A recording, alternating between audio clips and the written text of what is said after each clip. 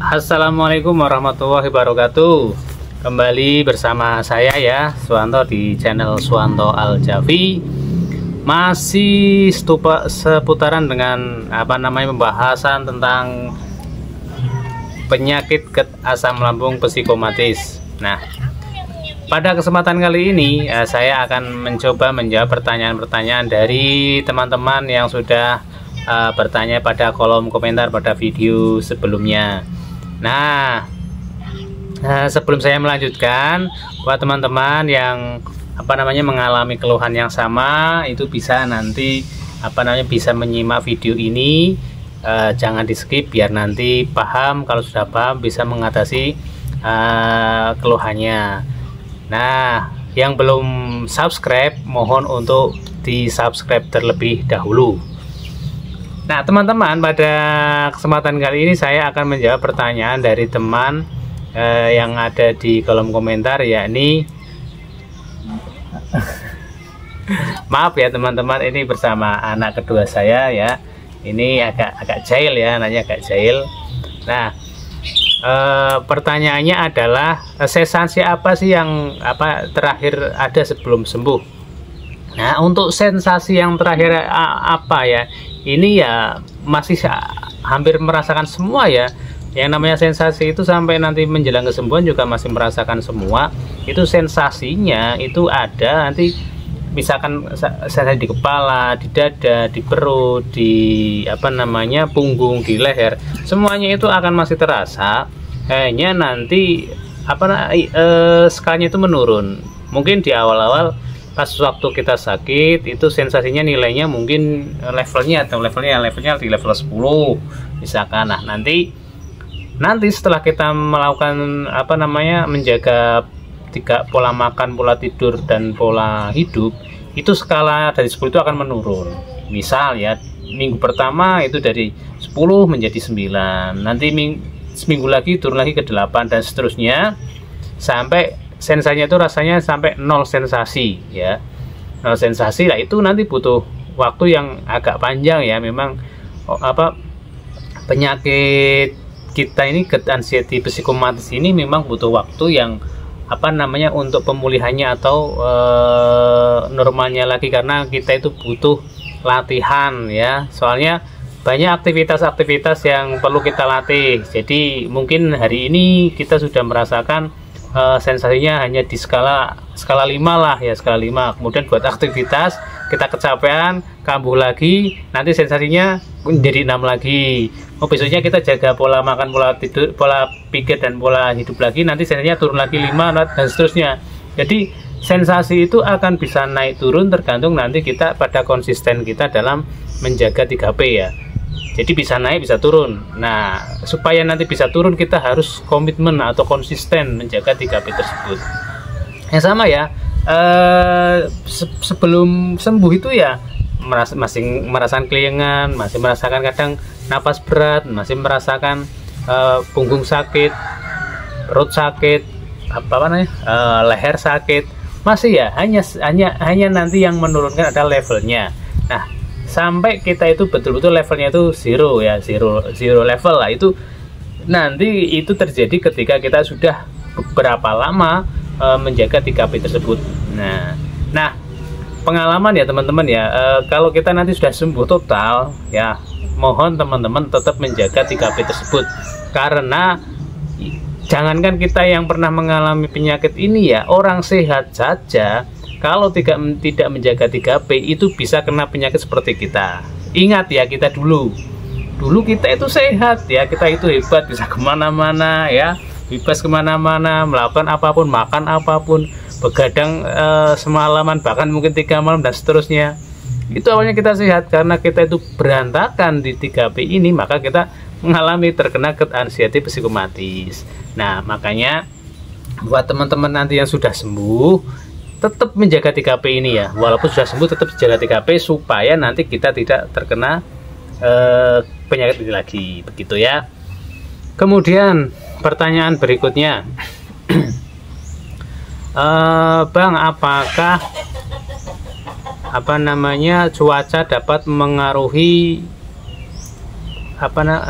kekambuhan? Nah, teman-teman ya, tubuh manusia ini ya, ini selalu merespon apa yang terjadi pada lingkungan kita, termasuk pada suhu. Nah, jangankan kita yang mengalami penyakit GERD, anxiety psikosomatik kan serba sensitif ya, kena angin dikit kerasa, kena kipas dikit kerasa. Nah, kita tuh serba sensitif, makan aja sensitif ya, sensitif sehingga mudah merasakan ya, pendengaran sensitif, mata sensitif, semuanya itu sensitif ya, termasuk indera perasa kita dalam merasakan udara ini ya. Nah, dulu saya waktu awal-awal kena GERD anxiety ini, tiap hari saya itu pakai jaket ya, tiap hari saya pakai jaket, karena kalau kena udara dikit saja itu langsung rasanya keliengan dan sebagainya, pokoknya nggak nyaman banget dulu waktu itu awal-awal itu setiap hari itu, walaupun siang hari itu pakai jaket saya itu, karena memang tidak kuat menahan udara. Nggak tahu itu waktu dulu ya, jangankan masuk ke minimarket aja, saya itu dulu itu nggak kuat lama, 5 menit itu sudah gemeteran, nggak enak badan. Pokoknya dulu kalau kena AC itu saya nggak kuat ya, nggak kuat, walaupun itu 1 menit atau 2 menit itu ya, pernah saya coba ke minimarket atau ke ke bank lah ya, ngantri di bank itu sudah nggak kuat lama itu. Kadang saya keluarlah mencari yang panas untuk berjemur. Nah, pokoknya orang-orang yang orang yang kena GERD anxiety ini sensitif. Jadi udara itu kalau dingin itu bisa mempengaruhi pada kambuh asam lambungnya naik. Kenapa naik? Karena tubuh ini merespon faktor dingin. Jangankan kita yang sedang sakit ya, orang sembuh saja, orang yang sehat saja, kalau di musim dingin itu dia akan kena flu, dia kadang-kadang mutah-mutah, atau kadang kembung perutnya sama ya. Hanya yang membedakan kita ini memiliki gangguan pikiran. Nah, pikiran kita itu berpikir yang macam-macam, sehingga selain kita itu terganggu fisiknya karena faktor cuaca, kita juga terganggu pikirannya, sehingga pikirannya melayang kemana-mana, sehingga dalam meresponnya kita berlebihan ya. Itu ya teman-teman ya. Jadi kalau cuaca itu ya memang mempengaruhi fisik manusia ya. Jangan tidak hanya kita yang terkena GERD, orang normal juga sama. Jadi ya ingatlah anak kita main di cuaca yang panas, kan pasti kita melarangnya. Nah, jangan main di panas-panas, nanti pusing. Nah, itu sama ya. Kemudian waktu dingin ya sama kan, banyak keluarga kita yang kalau dingin pakai selimut ya, kadang-kadang pakai kaos kaki, supaya tidak kedinginan. Karena kalau kita terlalu kepanasan dan terlalu kedinginan, itu akan memengaruhi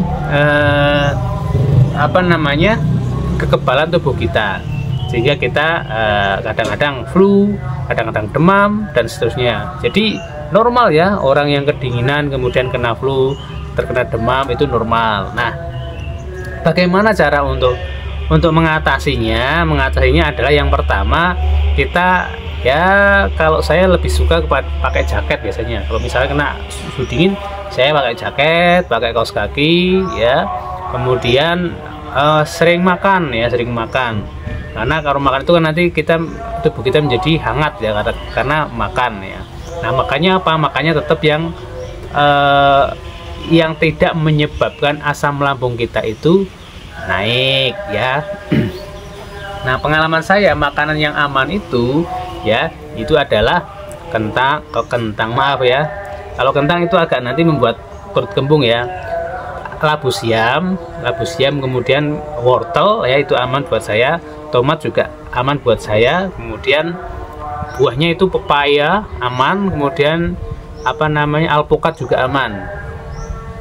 Nah, untuk alpukat, saran saya itu jangan setiap hari ya, tapi jeda. Misalnya sekarang makan alpukat, besoknya tidak, besoknya makan, besoknya tidak. Jangan setiap hari. Itu soalnya kalau setiap hari, pengalaman saya ini bikin jerawatnya pada muncul ya. nggak tahu ini saya mungkin alergi atau gimana. Kalau saya pribadi itu jeratnya nggak muncul, tapi kalau sensasi nggak muncul ya. Kalau sensasi tidak memunculkan sensasi, cuma kalau pengalaman saya kalau sering makan alpukat tiap hari itu, saya pernah coba 1 minggu full makan alpukat ini pada keluar jerawatnya, nggak tahu. Nah, tapi kalau yang pepaya itu aman ya, pepaya aman.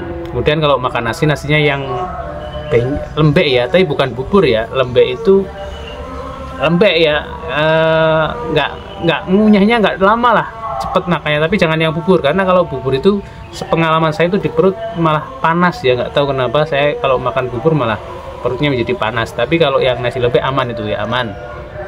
Nah, kemudian sering minum air hangat.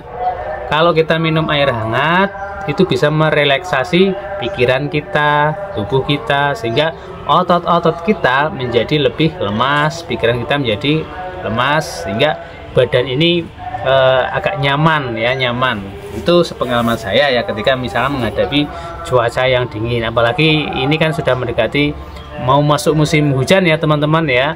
Nah, ini teman-teman kalau pas panas langsung berjemur itu ya, karena belum tentu tiap hari itu kita mendapatkan panas ya, belum tentu kita setiap hari mendapatkan panas. Maka kalau begitu ada panas langsung berjemur, jangan takut gelap ya, jangan takut kulitnya hitam ya. Dulu saya itu kalau mau jemur sama matahari itu agak anti ya, karena nanti bikin kulit hitam. Sekarang justru saya itu senang ya, senang berjemur. Saya sudah nggak peduli itu kulit saya hitam, kulit saya gosong, sudah nggak peduli, yang penting saya dapat asupan sinar matahari. Karena itu betul-betul sangat manfaat sekali teman-teman ya.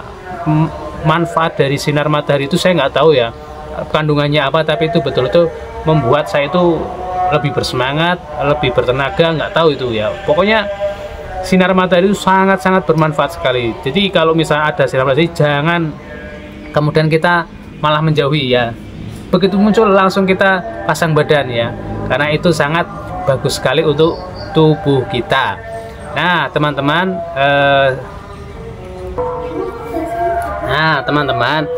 jadi supaya teman-teman ini cepat membaik, cepat sembuh, tetap aja jaga 3P, jaga pola makan, jaga pola pikir, jaga pola hidup.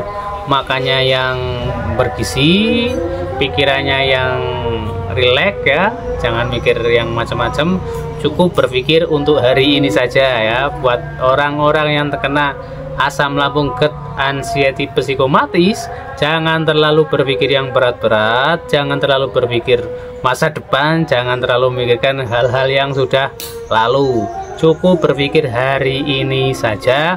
Insya Allah teman-teman nanti pikirnya bisa rileks dan santai. Karena kalau kita terlalu mikirkan masa depan saya bagaimana, anak saya bagaimana, nanti kesehatan saya bagaimana, masa depan saya bagaimana, wah itu nanti bikin membebani pikiran kita, sehingga kita tidak bisa rileks, pikirnya tegang terus. Terlalu mikir masa lalu juga sama.